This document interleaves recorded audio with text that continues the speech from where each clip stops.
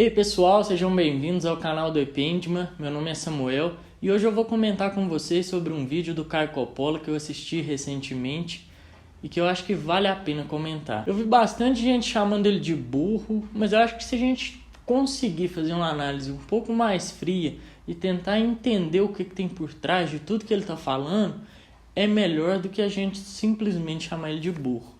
E não, eu não vou defender o Caio Coppola nesse vídeo. Pra ser bem sincero, eu não conhecia esse cara antes.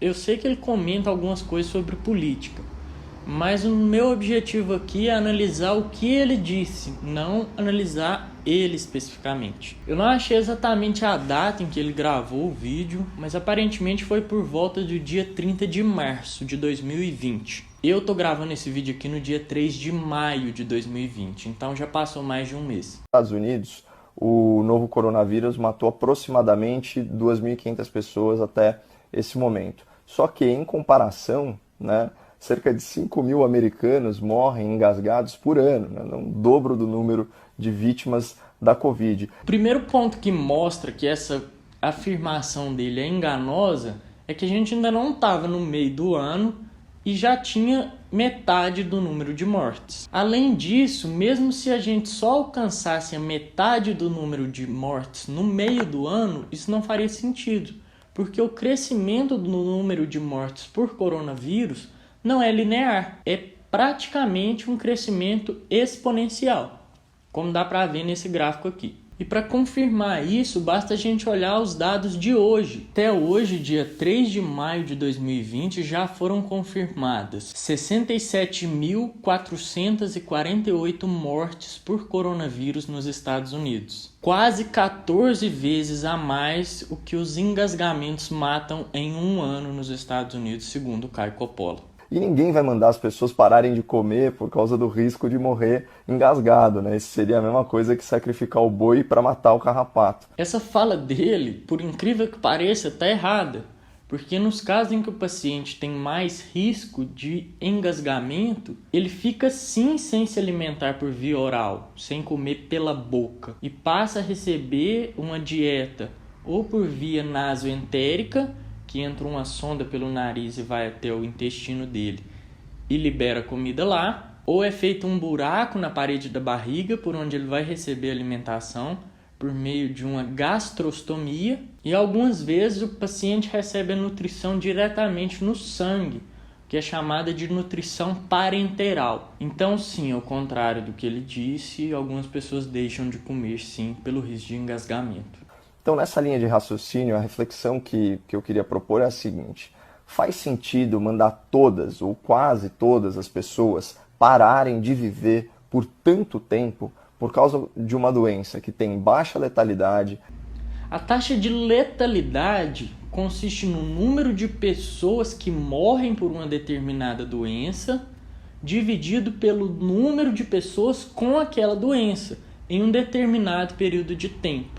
Então, para a gente calcular a taxa de letalidade nos Estados Unidos, a gente precisa pegar o número de mortes confirmadas e dividir pelo número de casos confirmados, o que dá para a gente uma taxa de letalidade de aproximadamente 5,81%, o que não é uma taxa de letalidade baixa. Para a gente ter uma ideia da comparação que ele fez, é como se a cada 1.000 refeições, 58 pessoas morressem engasgadas. Para a gente ter uma outra referência, a gente pode olhar para a gripe suína, que é a H1N1. Na época da pandemia de H1N1, a taxa de letalidade dessa doença foi de 0,02%. Ou seja, a taxa de letalidade da Covid-19 é 290 vezes maior. Essa comparação que o Caio Coppola faz, ela me lembra uma frase que diz que morrem mais pessoas tomando banho do que voando de avião. Logo, tomar banho é mais perigoso que andar de avião? E é lógico que não. Por quê? Porque isso não leva em conta o número de banhos que acontecem e o número de voos que acontecem.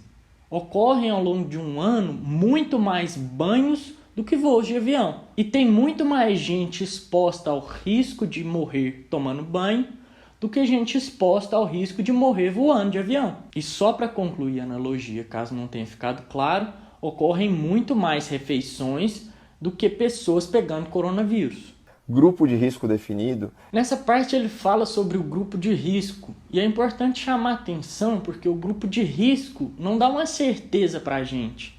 Da mesma forma que não é garantido que todo idoso que contrair o coronavírus vai morrer, a gente não pode dizer que todo jovem saudável que contrai o coronavírus vai sobreviver. Tem muitos casos de jovens previamente saudáveis que morrem ao contrair o coronavírus e tem muitos outros que ficam em estado grave e só vão sobreviver enquanto tiver vaga em CTI. O que mostra pra gente a importância daquele achatamento da curva, porque se a gente atingir um pico de infecção, o número de pessoas graves vai ser muito alto, maior do que o número de vagas em CTI. E nesse caso, além dos jovens que já estão morrendo, morreriam vários jovens que só estão vivos porque ainda tem vaga no CTI. E que a transmissão é virtualmente impossível. Ele fala que a transmissão é quase impossível, e não.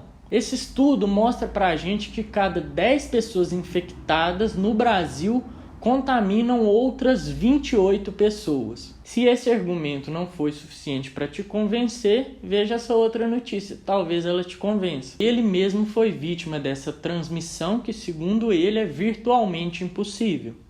Ou seja, não é tão impossível assim. Outra questão que é muito importante a gente falar é que no Brasil os casos estão subnotificados e as mortes também estão subnotificadas. O ideal seria a gente comparar o número de mortes que ocorreram em meses anteriores, nos outros anos, com o número de mortes que estão ocorrendo nesses meses que a gente está vivendo.